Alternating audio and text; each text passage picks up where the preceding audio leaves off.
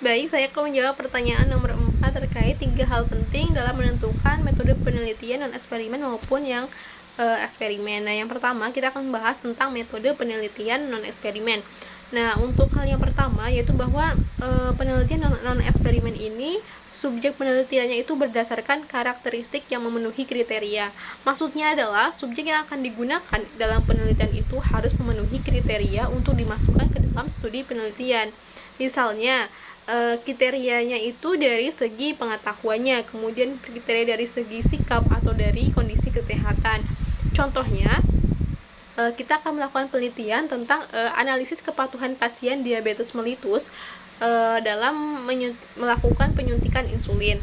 Nah, pada contoh tersebut itu kriteria subjek penelitian yang akan kita lakukan itu dari segi sikap, yaitu sikap kepatuhan pasien tersebut untuk menyuntikkan insulin. Nah, kemudian yang kedua yaitu dalam penelitian non eksperimen ini, studi penelitiannya itu dilakukan natural atau tanpa manipulasi. Maksudnya adalah penelitian non eksperimen ini dalam memperoleh informasi itu pada bidang tertentu melalui suatu fenomena atau kejadian secara alami tanpa adanya rekayasa dari peneliti.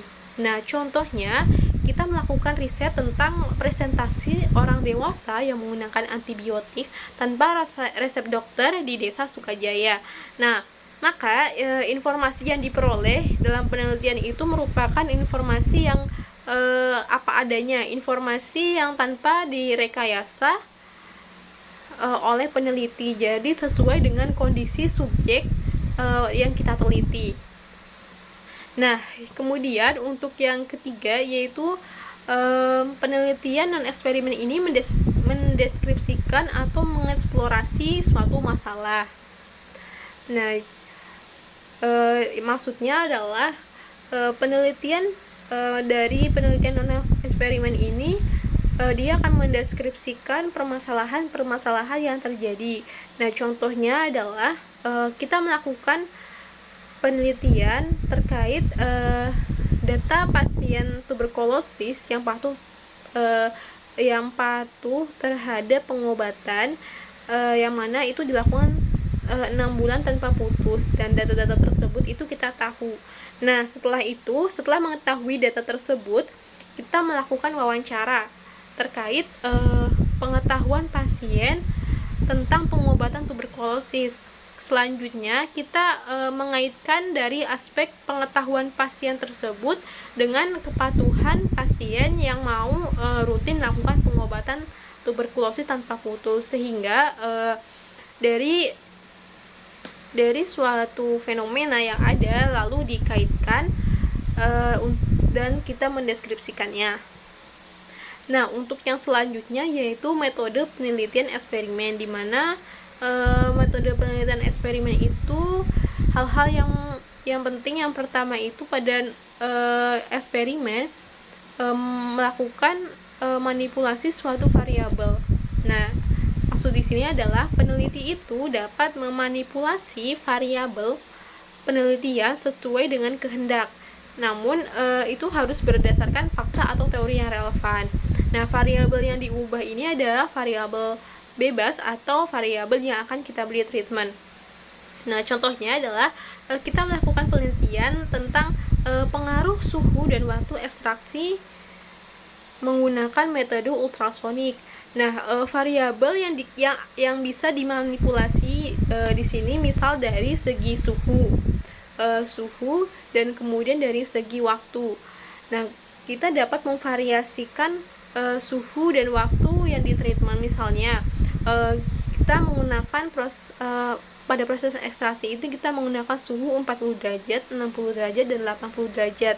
Nah, untuk variasi waktunya bisa terdiri dari 60 menit, kemudian 90 menit, 120 menit, atau yang lainnya. Nah, itu merupakan contoh variabel bebas yang kita lakukan manipulasi untuk memperoleh data.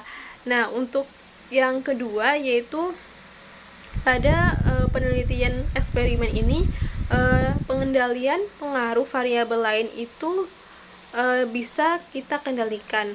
Nah, contohnya maksudnya adalah peneliti itu dapat mengontrol agar tidak ada variabel lain yang mempengaruhi variabel terikat selain variabel bebas dengan adanya variabel kontrol. Nah, di mana variabel ini dikendalikan atau dibuat konstan sehingga variabel bebas itu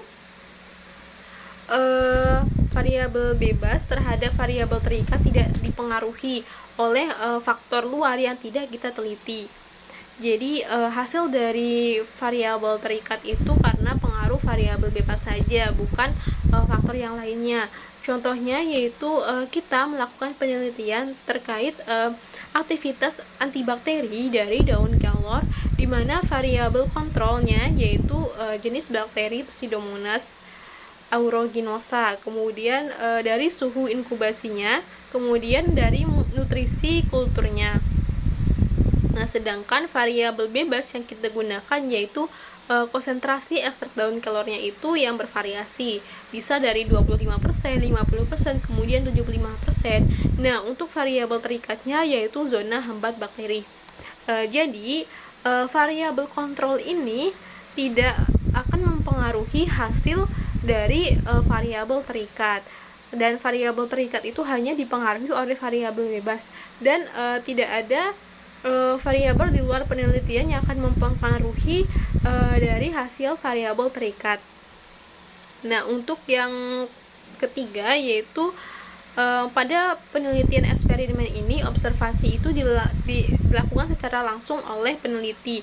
Nah, peneliti di sini itu melakukan pengamatan secara langsung terhadap perubahan yang terjadi pada variabel terikat akibat dipengaruhi oleh variabel bebas. Contohnya adalah peneliti ini melakukan pengamatan terhadap efektivitas antibakteri dari daun jambu biji. Nah, pada masing-masing konsentrasi ekstrak daun biji itu menghasilkan zona hambat 0,5 mm, 0,8 mm, kemudian 1,5 mm. Nah, kemudian dari hasil observasi yang kita dapat bisa kita lihat perubahan yang terjadi pada variabel terikat akibat adanya manipulasi dari variabel bebas, di mana manipulasi tersebut itu terdiri dari variasi konsentrasi ekstrak yang digunakan.